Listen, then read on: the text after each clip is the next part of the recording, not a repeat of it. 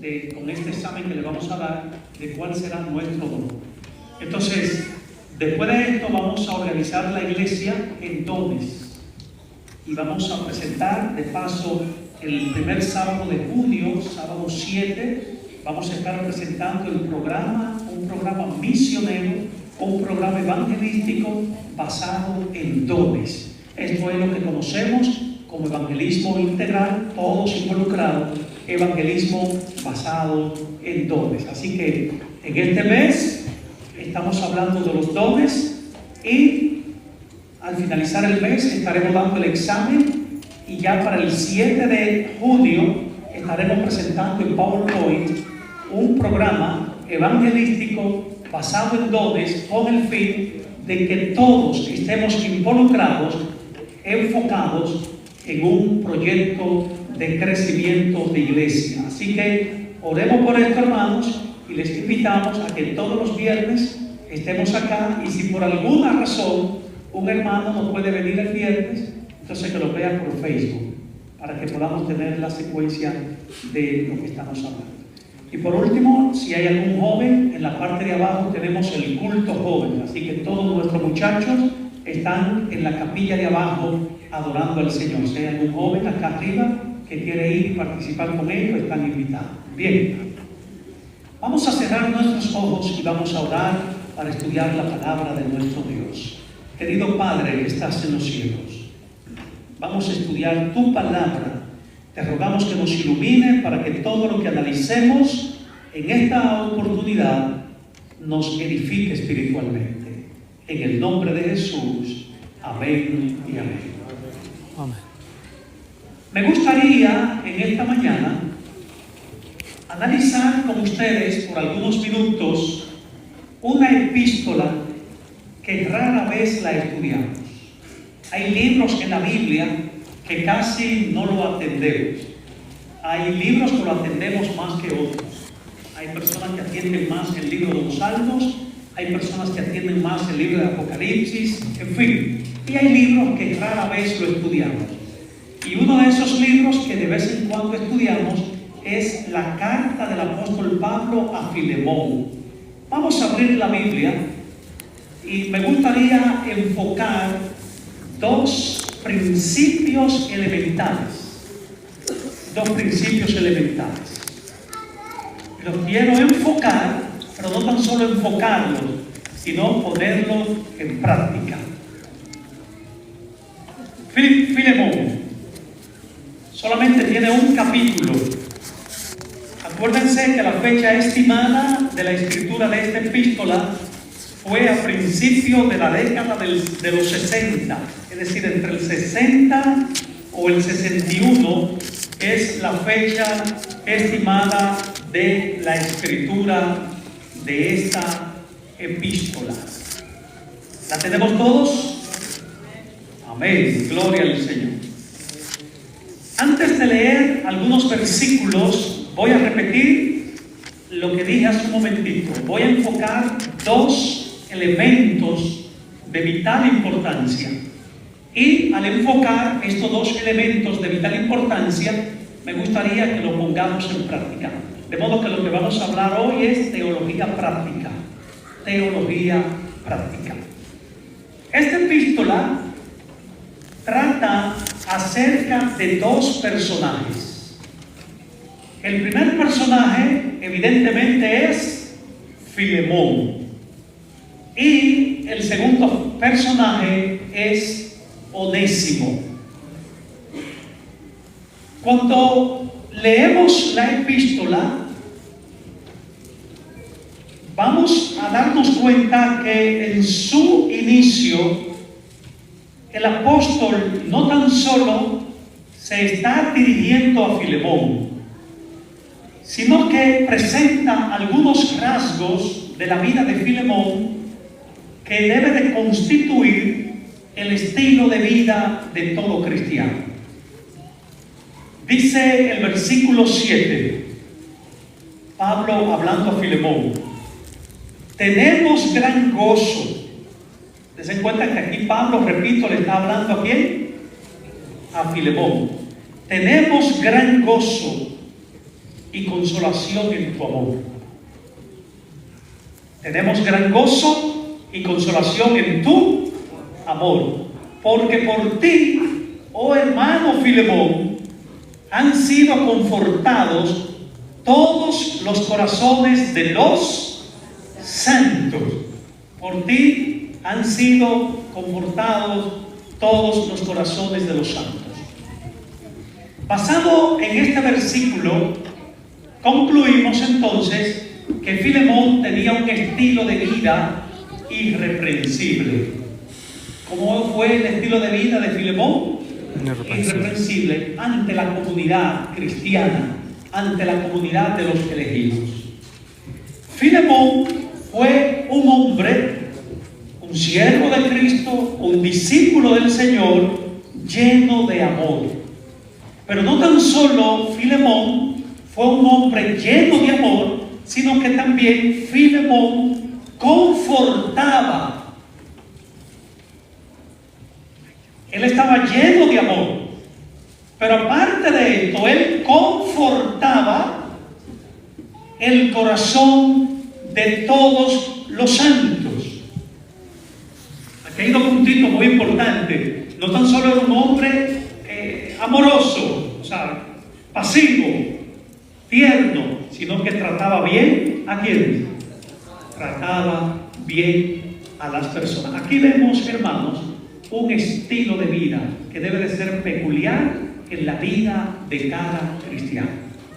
Ahora bien, ¿puede una persona, oigan la pregunta que les voy a hacer, por eso les mencioné hace un ratito que lo que vamos a hablar hoy es de la vida práctica. ¿Puede una persona producir amor por sí mismo y amar a los demás? ¿Puedo yo producir amor por mí mismo? Porque mi corazón está lleno de amor y voy a trabajar bien de manera que voy a confortar a los demás. ¿Puedo por mí mismo lograr esto? Puedo. Ahora, si yo no puedo, Simón, ¿dónde está la clave? ¿Dónde está la clave? Si yo no puedo producir, si yo no puedo lograr que mi amor, mi corazón esté lleno de amor, si yo no puedo lograr por mis propias fuerzas conducirme bien con las demás personas, si no puedo, ¿cómo puedo lograrlo? Hay una cita que quiero leer en esta mañana que se encuentra en el libro El Ministerio de Curación. Ministerio de Curación. Y una vez más, hermanos, les voy a decir, de vez en cuando, por lo menos una vez al mes o una vez al trimestre, visitemos al ABC, a la librería, y compremos un libro del Espíritu de Profecía. ¿Les parece bien? Compremos un libro del Espíritu de Profecía y leámoslo. Y eso nos va a ayudar bastante. ¿Dónde está la clave para que nuestra vida sea similar a la de Filemón? Un hombre lleno de amor y que confortaba el corazón de la comunidad cristiana. ¿Dónde está la clave? Notemos que nos dice la sierva de Dios en el libro El Ministerio de Curación, página 318. Dice la sierva de Dios: ser colaboradores con Dios a fin de asemejarnos a Él y revelar su carácter. Para ser colaboradores con Dios, repito, a fin de asemejarnos a Él y revelar su carácter, debemos conocerle tal como Él es, tal como Él mismo se ha revelado. ¿Pudimos cantar esta cita?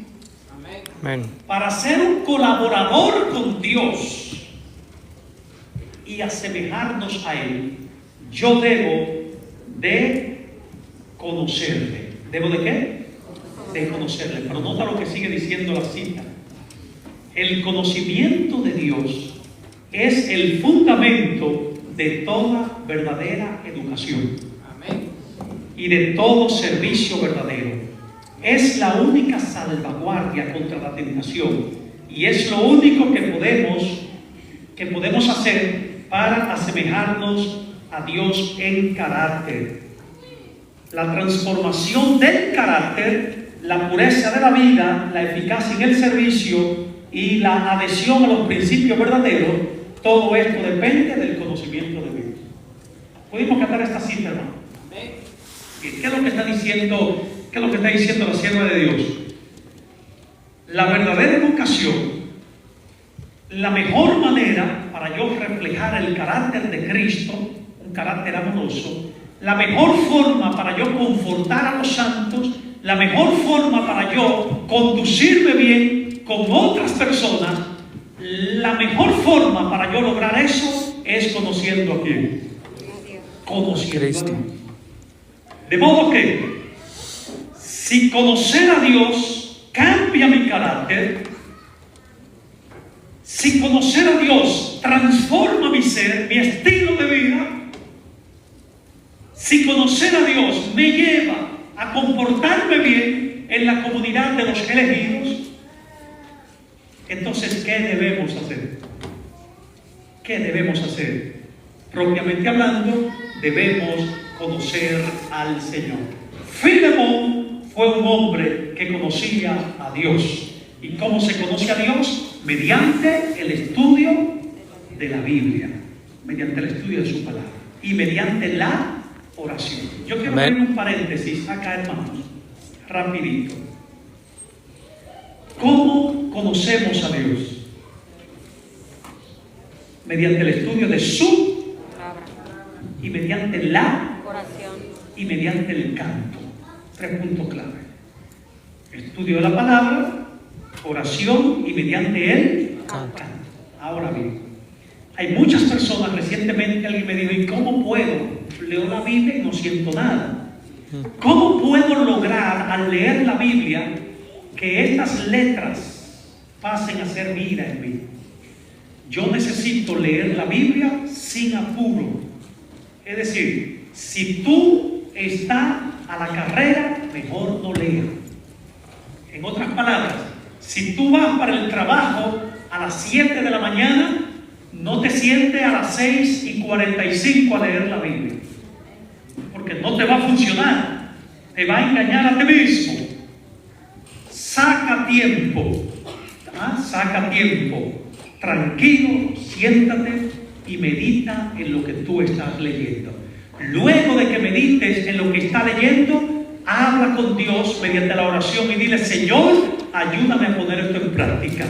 Ayúdame a poner esto en práctica. Y cántale un canto al Señor. Eso te va a despertar espiritualmente. Eso te va a reivindicar. Eso te va a transformar y tu vida será una vida de amor.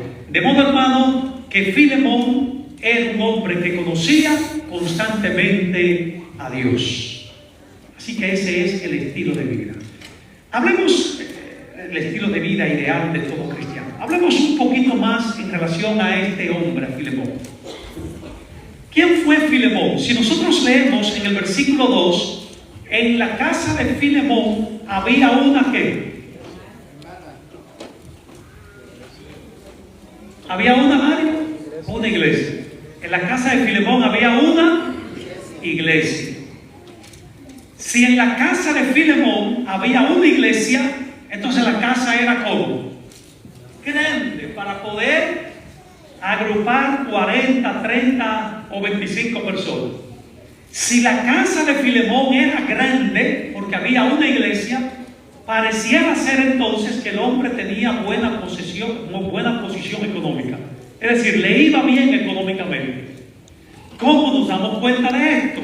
Si nosotros leemos la epístola, vamos a descubrir que en la casa de Filemón había un trabajador. Un trabajador. Nota lo que nos dice, si nosotros leemos el versículo 15,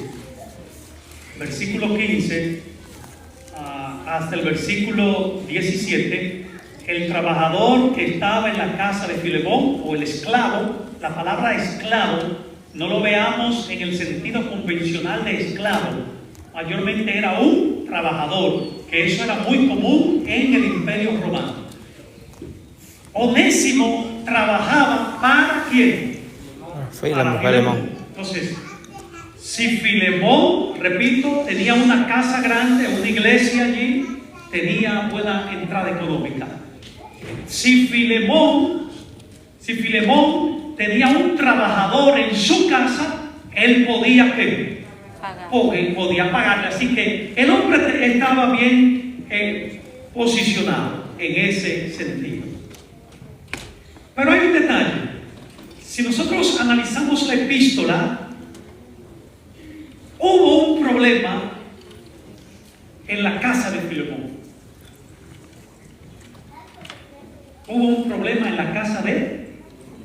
¿Cómo era Filemón en la iglesia? Según el versículo 7, amoroso. Él trataba bien a todos los hermanos. Pero en la casa de él hubo un ¿qué? Un problema. Un problema tal que el esclavo se fue huyendo. El esclavo, mientras estaba trabajando con Filemón, según lo que nos dice el versículo 11, fue inútil. Es decir, estaba actuando perezosamente. Onésimo estaba actuando como perezosamente en la casa de Filemón. Pero aparte de que estaba actuando ociosamente en la casa de Filemón, ya no era útil. Dice el versículo, vamos a leer el versículo 15. Porque quizás para esto, bueno, el versículo 16 dice, no ya como esclavo, recíbelo ya no como esclavo, sino como más que esclavo, como hermano amado, mayormente para mí, pero cuanto más para ti, tanto en la carne como en el Señor. Así que, si me tienes por compañero, recíbelo como a mí mismo. Y si en algo te dañó o te debe, ponlo a mi cuenta. ¿Podemos cantar esto rapidito? Amén. Él se fue. Filemón, ¿qué hizo? Perdón, Onésimo, ¿qué hizo? Se fue a Rosa. No le estaba haciendo útil. Pero parece ser una de dos.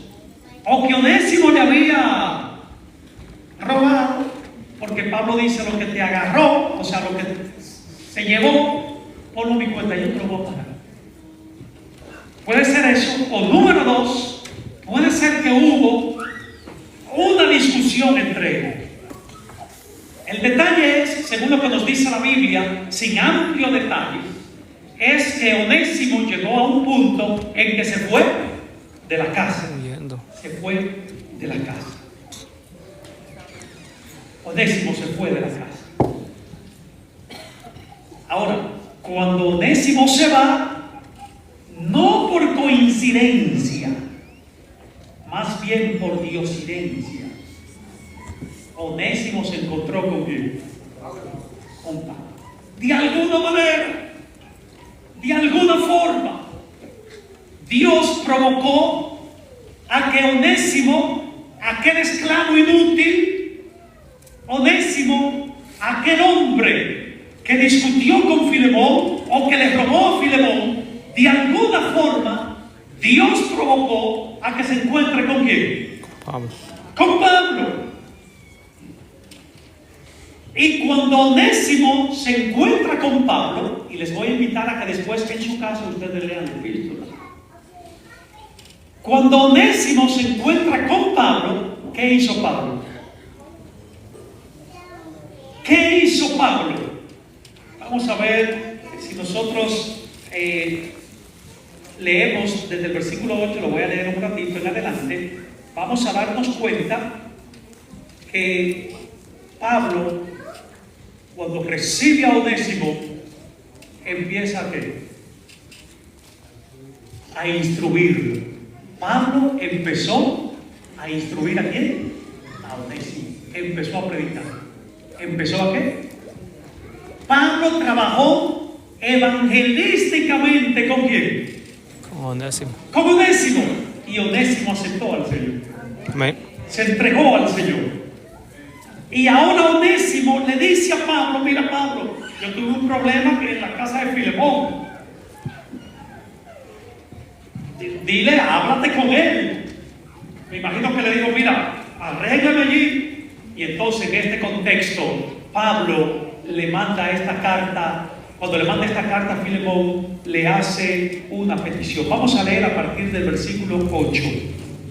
Por lo cual, aunque te tengo mucha libertad en Cristo para mandarte lo que conviene, más bien te ruego. ¿Quién está diciendo así a Filemón? Te ruego por amor, siendo como soy, Pablo, ya anciano, y ahora además prisionero en Cristo, te ruego por mi hijo Onésimo. Esa expresión, mi hijo Onésimo, con quien he trabajado. Te ruego por mi hijo Onésimo, a quien engendré en mis prisiones, el cual en otro tiempo te fue inútil. ¿Quién está intercediendo por Onésimo? Pablo. ¿Ante quién? Ante Filemón. Filemón. Te ruego por Onésimo, aquel esclavo que te fue inútil, aquel esclavo que te robó, aquel esclavo con quien tú discutiste. Te ruego por él. Te ruego por él. Pero ahora a ti y a mí nos es útil. Es decir, cuando Pablo ruega a Filemón por Onésimo, Pablo le dice: mira, él te fue inútil, él no servía para nada, pero ahora que se ha entregado a Cristo, él es útil, él ha cambiado su vida, el cual vuelvo a enviar. ¿Te lo voy a qué? A enviar. Versículo 12. Pues recíbelo como a mí mismo. Te lo envío, recíbelo como a mí mismo. Yo quisiera retenerle, pero te lo envío, porque quizás él se fue de tu casa, versículo 15, y quizás para esto se apartó de ti por algún tiempo, para que le recibiese para siempre. Pablo está, y aquí voy a tratar un asunto un poco más delicado. Pablo está intercediendo por Onésimo ante Filemón, por amor, pero al mismo tiempo Pablo está reprendiendo a Filemón. ¿Podemos captar esto? Pablo intercede por Onésimo ante quién? Ante Filemón. Pero al mismo tiempo, implícitamente, Pablo está reprendiendo a quién? A Filemón. Es decir, lo que Pablo le está diciendo a Filemón: mira, lo que yo hice con Onésimo, tú debiste hacerlo ¿en dónde? En tu casa. Yo le prediqué a Onésimo, tú debiste ¿qué? Predicarle. Y aquí voy a abrir un paréntesis, hermano. Gloria a Dios que tengamos amor, que se logra por el conocimiento de Dios. Gloria a Dios que tratemos bien a los demás, pero no te descuides de lo tuyo. ¿Me están cantando ahí la idea? Filemón trataba bien a los miembros. Filemón 1:7. Gloria a Dios. Ese debe ser tu estilo de vida. No sea ogro con nadie, no maltrate verbalmente a nadie, no discuta con nadie, trata bien a todo el mundo. Dios quiere eso. Pero no te descuide de tu familia, no te descuide de los tuyos, trabaja con ellos. Pablo le dice a Filemón: ya yo trabajé con él, ahora recíbelo. Yo trabajé con él, recíbelo. Si en algo te ofendió, perdónalo, recíbelo como a mí mismo. Y si algo te robó, yo te lo voy a pagar. Yo te lo voy a pagar. Y te lo escribo de mi propia mano. Te voy a pagar lo que él te robó. Pero recibe. Amigos y hermanos, como miembro de iglesia estamos llamados a trabajar también por nuestra familia. Trabaja por tu esposo, trabaja por tu esposa si no es de la iglesia, trabaja por tus hijos si no son de la iglesia, trabaja por tu hija si no es de la iglesia, trabaja por tu hijo si no es de la iglesia, trabaja por lo tuyo. Y la Biblia lo enfatiza, primeramente Jerusalén y después Judea. Trabaja por tu familia. Ahora, ¿cómo debemos, y es una pregunta clave, cómo debemos trabajar por nuestra familia? Yo repito, yo debo ser un fiel cristiano. De verdad, venir aquí y tratar bien a todo el mundo. Yo debo dar estudio bíblico, pero no descuidarme de lo mío. ¿Cómo debo trabajar por mi familia? Le voy a presentar 3 elementos de vital importancia de cómo trabajar por nuestra familia. Número 1, la intercesión. ¿Qué es lo número 1? Intercesión. Todos los días interceda por sus hijos. Todos los días interceda por su esposa. Todos los días interceda por su esposo. Todos los días interceda por su mamá. Todos los días interceda por su papá, por sus hermanos, por su primo, por su familia. Todos los días interceda por ellos. ¿Saben por qué? Porque la oración intercesora rompe cadenas. Amén. La oración intercesora quiebra hábitos malos.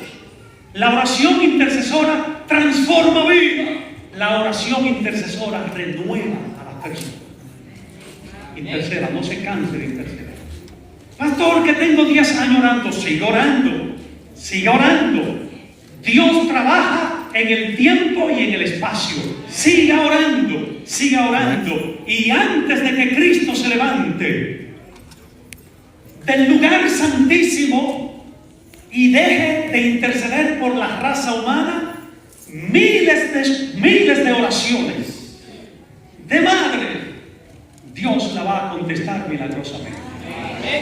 Así que no nos cansemos de interceder. Número 2, si yo quiero trabajar por mi familia, por lo mío, demos buen ejemplo. ¿Demos qué? Buen ejemplo. Buen ejemplo. No solamente aquí. Demos buen ejemplo en la casa. ¿Saben quién es que puede decir tú eres una fiel cristiana? Es tu esposo. Tu esposo. Es la única que puede decir tú eres un siervo de Dios. Tú eres un buen cristiano. Es tu esposa, lo tuyo. Entonces tener un buen comportamiento, la forma de hablar, aunque tú te incomodes. Una vez un señor, la esposa se lo estaba comiendo vivo, hermano. Estaba hablando mal. Y el hombre tuvo dominio propio. Y no le hablaba a la esposa. Y la esposa, ¡ah! Entonces el hombre tenía dominio propio. ¿Y qué le hizo? Y él salió. Y él se fue. Y ahí fue que la mujer se encendió. Ahí fue que se encendió porque estaba discutiendo porque quería discutir. ¿Por qué? Quizá por nada, por sí, o por quizá, o por si acaso. Pero estaba discutiendo. Y cuando el hombre iba caminando, la mujer subió al balcón y le tiró un chapurro de agua. Y lo bañó de agua. Y le dice el hombre, duró mucho el agua, pues después de tanto trueno, lo que se espera es el ejemplo, hermano, en el hogar. El ejemplo en el hogar. Y el tercer punto, para trabajar por nuestra familia, hagamos conexiones. Hagamos conexiones. Si tu hijo no es de la iglesia, comunícate con 2 o 3 jóvenes de la iglesia que estén en el contexto de tus hijos para que ellos trabajen por ti. ¿Pudimos cantar esto? Si yo tengo un hijo de 20 años, o de 18 años, o de 15 años, o de 17 años, que no conoce a Dios, y yo no me quiero ir solo para el cielo, entonces no tan solo voy a interceder por él, no tan solo voy a darle un buen ejemplo, ahora yo me voy a conectar con varios jóvenes de confianza de la iglesia, que tengan la misma edad, para que vayan y trabajen con él, se hagan amigos de él, le den estudio bíblico, lo animen, lo motiven y puedan conversar con él. ¿Le parece bien eso, hermanos? Amén. Pareciera ser que a Filemón le faltó parte de eso. No le predicó a Onésimo, pero ahora Pablo le dice, recíbelo, olvídate de lo que pasó. Olvídate de lo que pasó. Y quiero leer ya yendo a la parte final. Dice el versículo 15, ya yendo a la parte final, porque quizás para esto Filemón se fue Onésimo de tu casa para que se arrepienta. Ahora recíbelo no como esclavo, recíbelo tanto en la carne como en el Señor. Y si en algo te falló, si en algo te dañó, ponlo a mi cuenta, recíbelo con amor. En otras palabras, Pablo no está desanimando a Filemón, le está diciendo, ok, no trabajaste con él, recíbelo en amor, perdónalo, acéptalo tal y como él es. Él se transformó en el Señor, ya es un hombre nuevo en Cristo. Perdona sus pecados, perdónalo, y a partir de ahora no vuelva a hacer lo mismo. Recuerda trabajar con lo de tu casa. Y si ustedes analizan la Biblia, se darán cuenta que Onésimo volvió y al mismo tiempo hubo una comunión permanente entre ellos. Amigos y hermanos, leamos esta epístola más detenidamente en nuestra casa. Termino diciéndote lo siguiente. Yo creo que ha llegado la hora en la que como cristianos necesitamos tener un conocimiento profundo de Dios. Como cristianos debemos tener un conocimiento profundo de Dios. Pero también, al tener este conocimiento profundo de Dios que cambiará nuestra vida, como cristianos necesitamos, como miembros de la iglesia de Hollywood, necesitamos ponernos más en nuestro puesto del deber y trabajar por nuestros seres queridos. Y si hacemos esto, entonces, cuando Cristo venga, estaremos con Él en el reino de los cielos. ¿Cuántos lo creen así, hermanos? Que el Señor pueda bendecirles, pueda acompañarles. Vamos a ponernos en pie y vamos a